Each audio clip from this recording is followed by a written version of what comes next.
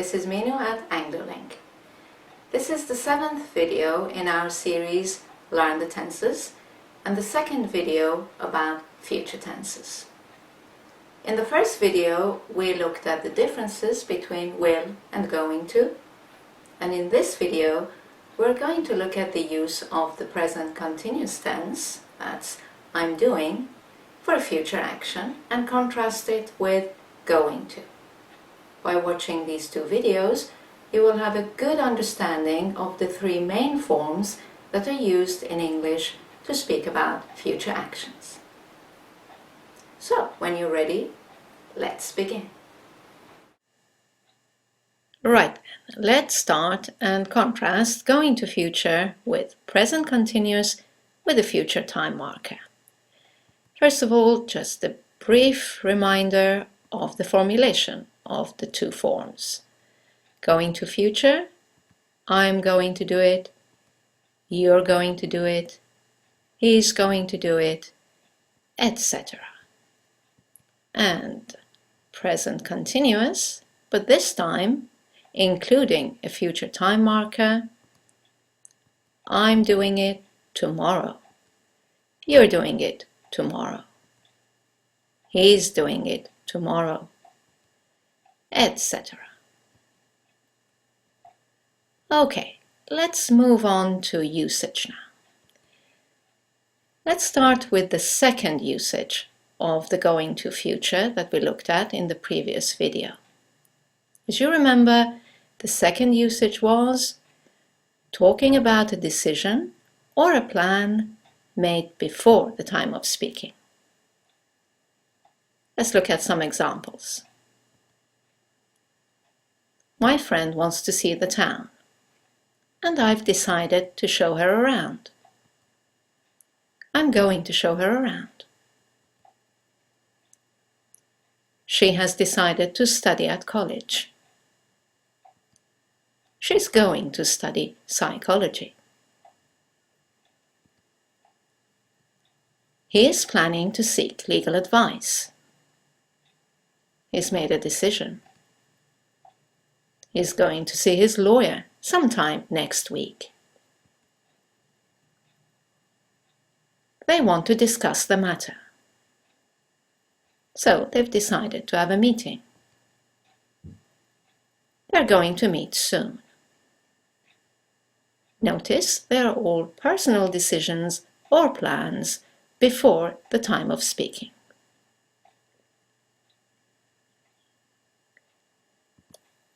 Let's have a look at when we use the present continuous plus a future time marker then. We use this formulation when it's not just your personal plan or decision, but an arrangement or an appointment. It's something you can put in your diary now. Let's take the same contexts and see how the tense changes. So, this time you've made an appointment with your friend to show her around the town. To indicate this, you use the present continuous and say when this is happening in the future.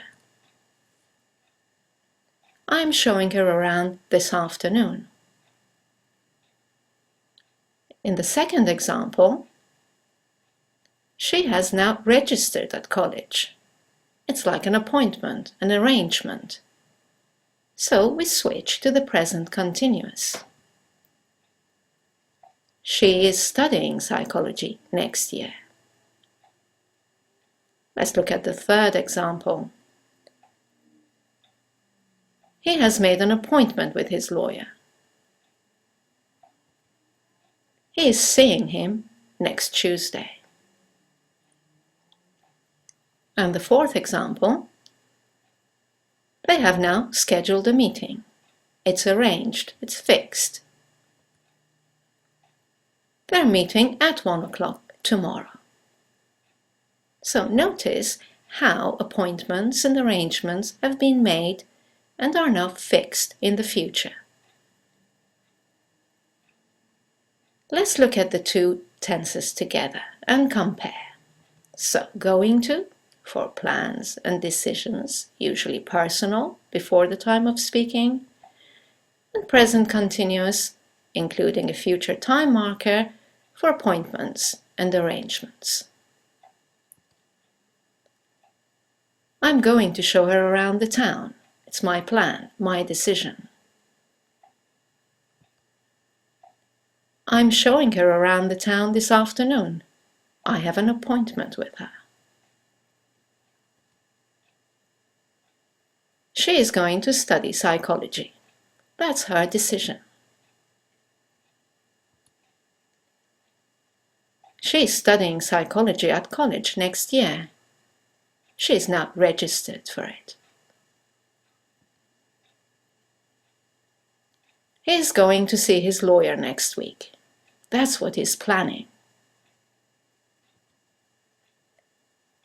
He's meeting his lawyer on Tuesday. He has an appointment with him now.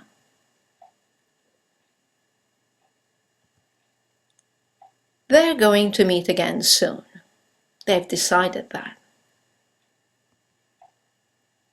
They're meeting at 1 o'clock tomorrow. They have made an appointment for this meeting. Right, in a dialogue, you want to ask your question with either form. You can ask about their personal plans or about their arrangements. And they can choose the form that best fits their answer. They will tell you whether it's just a plan or an arrangement. So you can say, "What are you going to do tomorrow?" Or, "What are you doing tomorrow?" If they have an arrangement, they can answer with the present continuous. For example, "I'm visiting my parents." Or, "I'm playing tennis with a colleague." If they only have personal plans or decisions, they will answer with the going to form. For example, "I'm going to finish my homework." Or, "I'm going to tidy up my room." Note that it's best to avoid saying "What will you do tomorrow?" unless you follow it with an if. What will you do tomorrow if you finish your work early? There's one more point to mention to you. That's about timetables. If your arrangement involves an external timetable, then you need to use the present simple to speak about it. Let's look at some examples. For example, what are you doing tomorrow, next week, etc.? Let's say someone says, "I'm flying to Geneva." And there's a timetable, there's a flight timetable. He or she will have to say, "My flight leaves at 11 a.m. We're going to a concert next Saturday. To give the time the concert begins, we switch to present simple. The concert begins at 8 p.m. Let's look at another arrangement. She's watching a movie with us this evening. To give the time the movie begins, we switch to present simple. The movie starts at 7:30. Another arrangement. They're arriving by train tomorrow afternoon. To give the timetable of the train, switch to present simple. Their train arrives at 3:15 p.m. Right, it's time to do some exercises. Obviously, a common mistake can be using the present continuous instead of going to, and vice versa. So let's look at some situations and see which sentence sounds better to you. First example, someone says, "Have you booked an appointment with your dentist?" What's better to answer? "Yes, I'm going to see him tomorrow morning." Or, Yes, I'm seeing him tomorrow morning. Well, as it's an appointment, option B is better. Present continuous with the future time marker. Yes, I'm seeing him tomorrow morning. Let's look at another example. Someone asks you, "What are your plans for this summer?" What is a better answer? "I'm going to redecorate my house," or "I am redecorating my house." Well, it's your personal plan, you haven't made any arrangements, so A is more appropriate here. I'm going to redecorate my house. Next example. Someone asks, "What are you doing this evening?"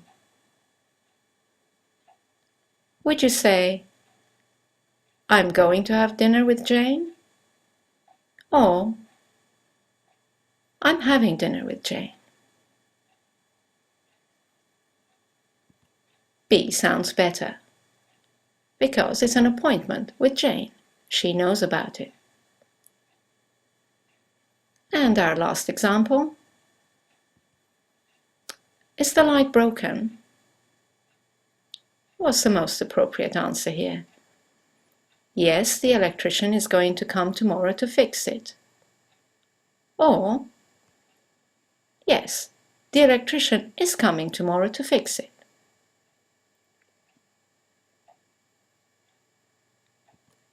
B definitely sounds better, because you have an appointment with the electrician. He's told you he's coming. Okay, let's finish our review of the future tenses by looking at this table that summarizes the uses of will, going to, and be doing. Will for a decision at the time of speaking, going to for a decision before the time of speaking, and be doing for an arrangement or an appointment.